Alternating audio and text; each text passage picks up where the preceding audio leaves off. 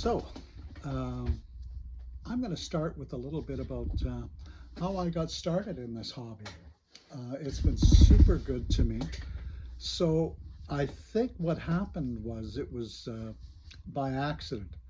I had gone to a store, I think it might have been Woolworths, and purchased, or it might have been McLeod's, purchased a toy, what I thought was a toy. Turns out the darn thing was a model airplane. So initially I was a little disappointed. I didn't know what the hell that was all about. Eventually I ended up getting into building them. Luckily for me, somehow I stuck with it because I think that first one, I forget that the name of the kit, Lindbergh, I think it was. Well, being an inexperienced modeler, um, I was probably 10, 11 years of age. So I ended up using a little bit of glue and may have melted the plastic. So I didn't give up. I think I really sort of dove into it at age 12, 13, in there somewhere.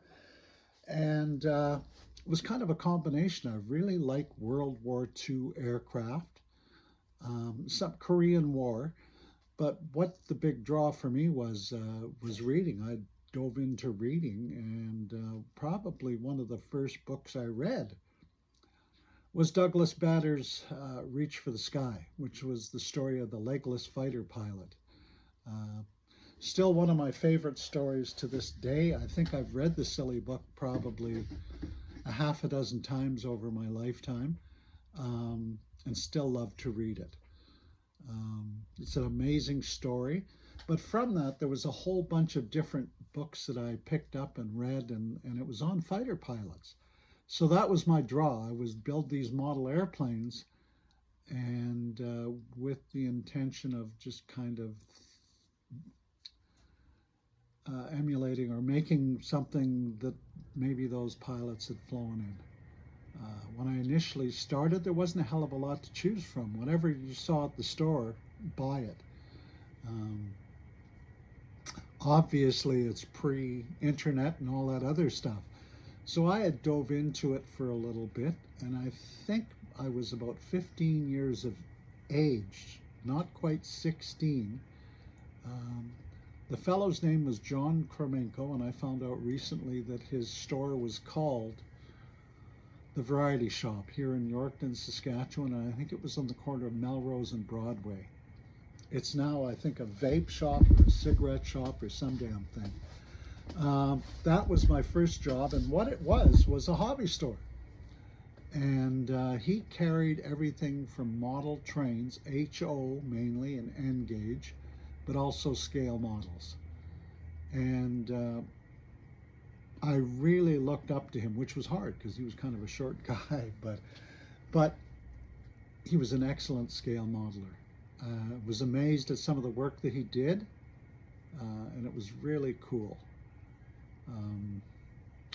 So that was another kick for me. I think I worked for him probably close to 2 years. The shop folded, didn't work out. For me, a whole bunch of life issues got in the way for me, and it wasn't just family or anything like that. There was some other issues that I'm not going to get into now that happened to me. And then by 19, probably 80, 81, I sort of dabbled back into it. Got married. I remember working on a 1/48 scale CF-104 Starfighter, and I had done it up in the Tiger colors that were the competition in Germany, and it was black and yellow. I remember finishing that thing up, and I actually donated it to the Army Navy, which sadly has closed since. But I know they had it on display for quite a while. And I built a few others, had gone into a couple of Jeeps and I think an anti-tank gun, and then work and family kind of got in the way again. So I think I was still picking up kits. I'd be in Regina or Saskatoon, and would buy a model kit with the intention, all up here, to actually work on it and never getting around to it. That went on for quite a few years until I retired in, I believe it's 2016. And within a year or two of retirement, started getting a little more serious about it. Always had a keen interest in the British Commonwealth Air Training Plan, which we had a base here in Yorkton. Number 11 Flying Training School, which I was disappointed I didn't hear really a hell of a lot about, other than my mother used to talk about, what would she talk about? She'd talk about the dances that they'd have the odd time at City Hall on the weekends, and that would be with a lot of the students.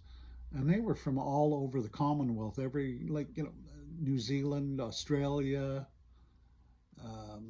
England, just from all over, because it was a safer place to train during the 1940s. You weren't getting shot at, so it was a better place to be. So it was an amazing base here, which you don't hear much about. So one of the first kits I built when I got back into it in 1980 would have been, or I'm sorry, in 2016 in retirement, would have been a Harvard. I believe it's a Mark I. So I tried to build it as a Yorkton kit. Probably not the greatest job. Yellow isn't the easiest color, I find out later, to paint and to work with, and still isn't. But it turned out not too bad.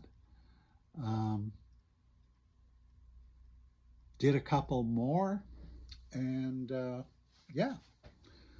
So my main scale is 1/72 because it allows me more room. I do have a bunch of 1/48 scale, which is easier for an old guy to work on, especially when you have fat, short, chubby fingers, or short, chubby fingers. But I really enjoy the hobby itself, and it's grown so much. Everything from using, panel liners, to making my own sprue goo. Tamiya tape, like I've got 3 different sizes, amazing, that I use. I still like to use Tamiya paint. All kinds of tools, everything from glue applicators to files to tweezers to, I now have an airbrush, and also purchased a unit for it to spray. I forget what it's called, drawing a blank there, but my tool shed shop has kind of really grown and really enjoyed it. I've got some, great brushes, and I still have lots to learn. But I really enjoy the hobby, and I think it's a great, it just helps me. I probably, like everything else, have to learn to balance life. If I had my way, I'd be hiding down here all the time. Not hiding, but just constructing, building. The other issue I have is I'm easily distracted. So I do have a computer screen here, or a computer. So I will do some research, but then I tend to wander off every once in a while, or I end up playing some stupid game and I should be working on my model. And so I do have to learn to stay focused. I've probably had that issue all my life. Just recognize it more now and just have to stay focused. And I think in a previous video I talk about journaling, so that's one of the ways I do that. So that's a little bit about me and the history. I look forward to doing more of this and carrying on. And it's been a